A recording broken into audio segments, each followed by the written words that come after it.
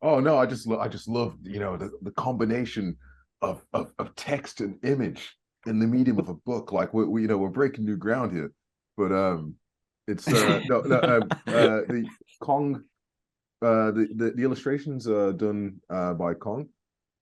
He was a fantastic fantastic artist that we have the luxury of being able to be in contact with. He's Um, incredibly talented. Cong Nguyen, check him out. I yeah, think I'm pronouncing that right, Nguyen. Here's his Instagram. yeah. Do you do hyperlinks? um, Can do, Jethro, yeah. I'll send a load of the illustrations if you want to put them up for the viewers to enjoy, because they're so good. They're better than the book. Let's be real. And he's like so good at taking like bits of text and just immediately understanding what they're supposed to look like as well. Like just from what we've seen, that it feels it's just brought the book to life, hasn't it? Really. Yeah, we've had very little notes to give back on him. Some, but like so little because his imagination is brilliant. And I mean, a children's books, it's about fairies and other weird stuff. It's got to have illustrations. Come on, man. It's got to have pretty pictures that tell the story. The fact that it was like a film initially, kind of made us want to put illustrations in it because like the visual medium is just as important, really. Like we're not like discrediting like film or anything by going for the option of a book, but just seeing it, I think, really helps. It's a very visual world. It's very high concept. We wanted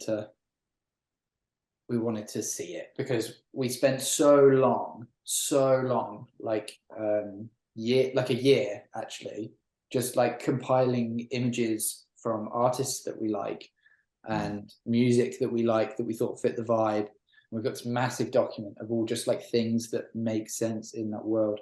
Like we took a lot from like Dali, obviously, for like the landscapes, but this one artist that we really took massive influence from was this artist called Ivan Seal, and he's a sort of Mancunian artist who worked a lot with the Caretaker. Do you remember that album a couple of years ago, Everywhere at the End of Time? It sums up this world so well, and their journey in that they start in a very familiar place that's something's only slightly off, and then by the end of their journey, the world is unrecognizable as even a world, isn't it? Like it's just like they've forgotten everything, just like the music of the Caretaker does. And then and so I did like a deep dive of him over lockdown and got really into his stuff and was fascinated by the way that Ivan Seal paints the same way that he makes music. It kind of gives you that the empathy or like the eye into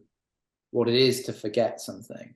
Is it in the same way of liminal spaces? Yeah, that in that sort of back rooms vibe. I suppose they're in a superposition of being kind of creepy, but also familiar, right? Because they're a lot of the liminal space images we see are made up of things that you'd only see, like say you're in hotels or airports and stuff. They're just rooms that are supposed to be passed through. You're not supposed to stay in them, right? Which let's see if we can like relate that to the book. I suppose we could say that life itself is a liminal space and the journey that you go on, right? Because you're kind of just passing through, and yeah, you can reside there for a little bit, gain some familiarity, but the end is death, and it's coming for you. That's what we tried to tell the kids at home. Yeah. So read the book, kids. Let us know how it goes.